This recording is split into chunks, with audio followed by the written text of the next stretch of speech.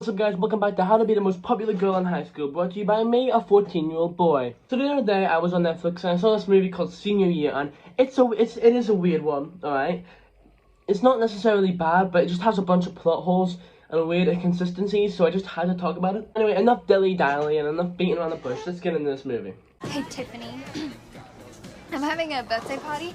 Do you guys want to join? Ooh, cute that in Australia you call it a party. Because in America we call that a freak show. What did they do to be freaks? They were just bowling and making inappropriate jokes. That's what kids do. Were they freaks for bowling? They were at a bowling alley. That's what you're meant to do at a bowling alley. You know, bowl. Just kidding. We all learned at Bowling Alley 101 that you don't bowl in a bowling alley, okay? Unless you're a freak. The only time you should be picking up that bowling ball is if you're gonna throw it at a tiny child. Because we only use bowling balls to murder. We all learned that in Bowling Ball 102. Okay, so we got to 2002, and Rebel's life is perfect, I mean, for her at least. She's popular, she's the head of the cheerleading team, and then she falls into a 20-year coma.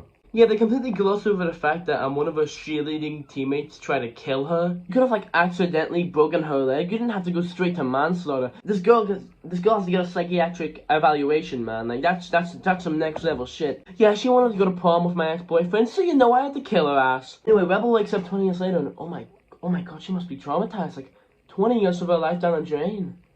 No, she's fine. Like, oh my god, I'm old now. Anyway, I'm gonna go to high school then.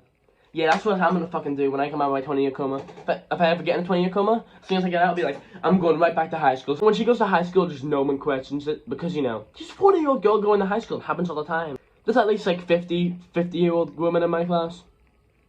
She meets these group of kids, and one of them just either has Tourette's or just can't speak English properly. Really living for this little vintage fit, and I'm not even joking. Okay. So then Rebel's ex-boyfriend's daughter comes in, and she's like really famous. She has like 2 million followers on Instagram or something, and she makes this like live stream saying like, guys, there's a new student in our school who's like 40, so you know, be respectful to her. But she says it in a really passive-aggressive way. She's like, guys, never judge anyone, no matter how much of a fucking dweeb ass freak bowling alley player looking ass they are. Anyway, then Rebel's meant to do just a normal cheerleading dance for the school assembly thing, but she does the opposite of that. She starts twerking everywhere, all the high schools are twerking, and I feel like it'd be a bit weird, you know, like, there's a whole ass crowd of grown adults watching children twerk. I mean, it's a bit weird, isn't it? They're all obviously grossed out by it because, you know, they're grown adults looking at teenagers twerk. Oh no, except, like, he's way too into it. Like, he gives them a fucking standing ovation. Like, Blake, do you have something to chair off the class here? I'm sorry, but we just gotta put him on the list, alright? Why are you so happy about high schoolers twerking? Kind of, it's putting me off, and it's honestly giving me weird vibes. Brought into the principal's office, and by the way, the principal is like her friend from like 20 years ago. And she's like, yeah, what you did last night was inappropriate, you know, you can't make underage, like, high schoolers do them dances.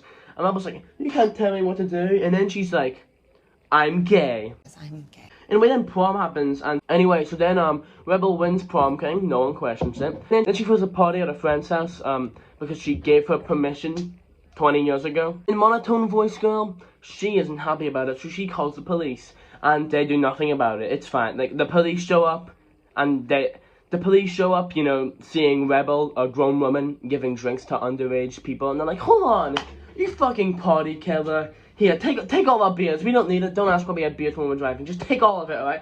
Here's our badge and our gun. Go wild. And there's a really sweet ending where she's explaining through Instagram Live how, like, she shouldn't have screwed over her friends. Which is nice, but it's a bit weird how they're all watching.